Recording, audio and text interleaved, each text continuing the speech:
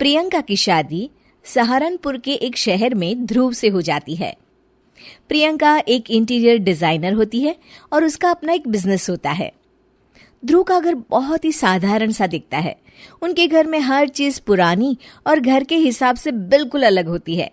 प्रियंका को लगता है कि वो इस घर को बहुत ही सुंदर बना सकती है। ध्रुव, ये घर बहुत ही पुराने तरीके से डेकोरेटेड है। अच्छा, मुझे तो नहीं लगता। कभी ध्यान दोगे तो लगेगा ना। ऐसा लगता है कि हम शहर में रहकर भी गांव में रहते हैं। अच्छा, तो इस दिवाली तुम्हारे मनपसंद कलर से पेंट करवा देंगे, ठीक है? ओहो, पेंट से क्या होगा? ये फर्नीचर इतना पुराना हो गया है, खुद कह देता होगा कभी तो, भगवान के लिए बदल दो, भगवान के लिए मुझे बदल दो। कुछ भी बोलती हो तुम प्रियंका। अरे कितना सुंदर लगता है ये सोफा। हाँ, साइज देखा है इस घर के फर्नीचर का। ऐसा लगता है घर नहीं गोडाउन है। मुझसे नहीं, मम्मी और पापा से बात कर लो इस बारे में। ये सब उन्हीं की पसंद का आया है। हाँ, तभी तो इतना ओल्ड फैशन है। कुछ कहा क्या? अरे कुछ नहीं। आप जाइए, ऑफिस जाइए। ध्रुव ऑफिस चला जाता है और प्रियंका अपनी सास से बात करने की सोचती है। मम्मी जी, मैं क्या सोच रही थी कि अगर हम इस संदूक को यहाँ से हटा दें तो काफी जगह बच जाएगी ना। हाँ, इसे हटा देंगे और सामान कहाँ रखेंगे? अपने सर पर? अरे मम्मी जी, आप ऐसी बातें क्यों कर रही हैं?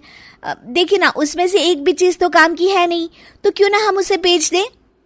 नहीं बहू, उसमें हमारे पुराने घर का बहुत ही अच्छा सामान है। पापा जी, ये घर भी तो पुराना ही लगता है। एक दिन प्रियंका की सहेली प्रिया उसके घर आती है। प्रिया घर को देखकर हंस पड़ती है।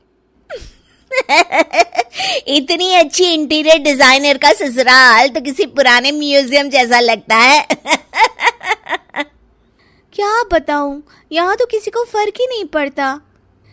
अरे जब सीधी उंगली से घी ना निकले ना, तो उंगली टेढ़ी कर लेनी चाहिए।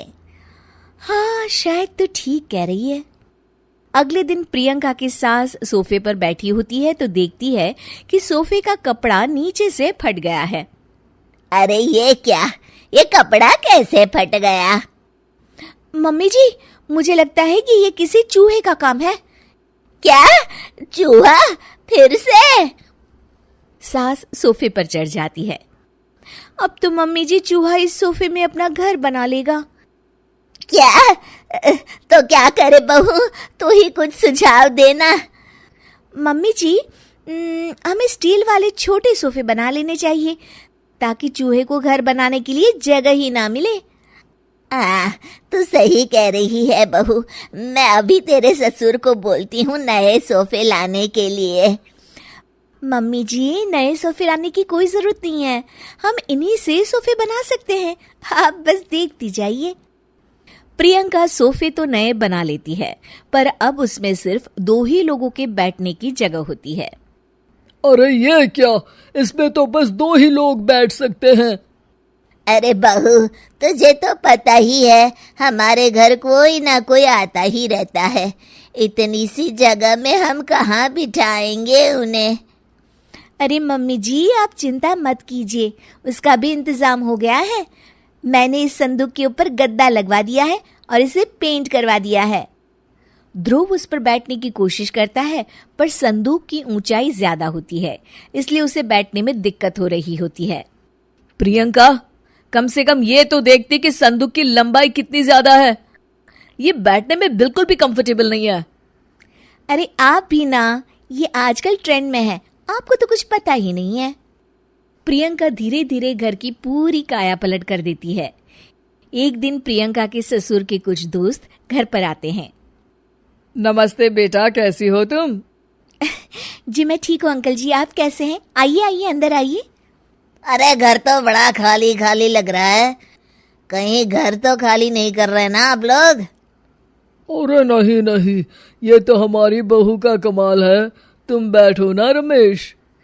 रमेश को संदूक दिखता है और वो उस पर बैठने की कोशिश करता है और पीछे तक ना होने के कारण जैसे ही वो पीछे होता है गिर जाता है। अरे रमेश, तुम ठीक तो हो ना? हाँ हाँ, ठीक ही हूँ, बस आज तो बाल बाल बच गया मैं। सब लोग गुस्से से प्रियंका की तरफ देखते हैं। अब रमेश अंकल को बैठना नहीं आता तो इसमें संदूक की क्या गलती है?